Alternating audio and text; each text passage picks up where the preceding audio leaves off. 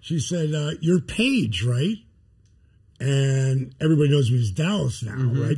Unless they know me, you know. And then all my friends and my family can't call me Paige out in public because it confuses people, you know. So she says, "You're Paige, right?" I go, "Yeah." She goes, "Me too."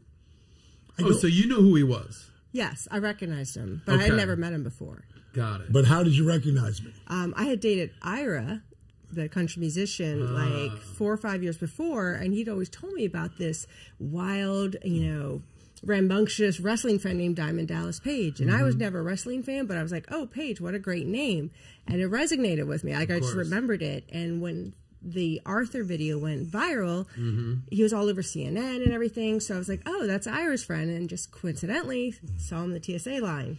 So you see him in the TSA line. You know, you obviously think she's attractive. Yeah. Clearly. Yeah. What was your pickup line? Do you remember the line that he used to kind of get in there? You know, I really didn't in this scenario, because when she said her name, my name's Paige too, I go, your name's Paige too. And it kind of really was, you know, a conversation builder. And we ended up, I walked her to her gate and we exchanged numbers, and nothing really came of it right away. And then I was coming into Nashville for another time. Was it Nashville or yeah, Nashville. Yeah, and I was doing another autograph, you know, signings that we do.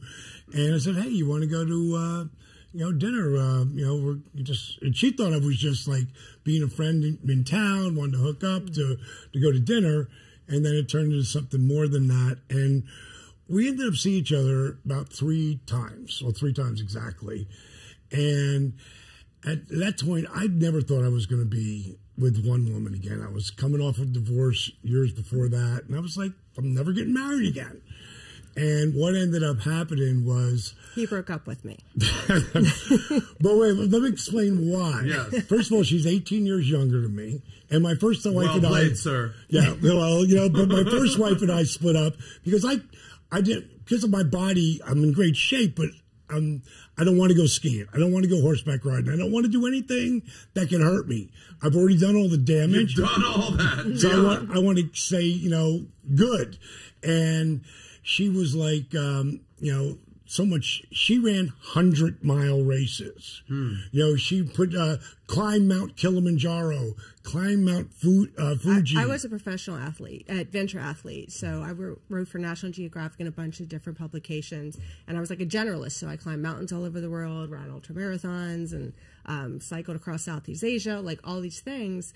And I didn't realize that intimidated him. Well, it wasn't intimidating. I'm thinking... Kimberly and I split up because we're best friends still to this day. Her and her husband just stayed at our house this last week. Get out of here! Swear to God. Because this is your 3rd marriage. Yes. Correct. Yes. But Kimberly was your longest. She was my longest. Right. Yeah, First. You're saying years. that you guys recently got married in December. Yes. Yeah, and I saw Kimberly was at our wedding. Okay, so back this up. So your ex-wife, who you have kids with, I assume. No, that's you don't. No, my 2 kids that I have, I adopted, who are one of my best friends.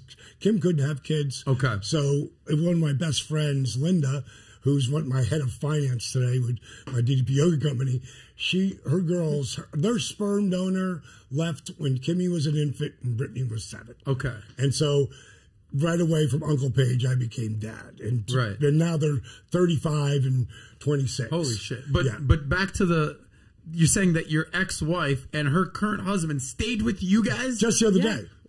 Just before we came down here. Walk me through that. Is that awkward at all? Not at all. They were at our wedding.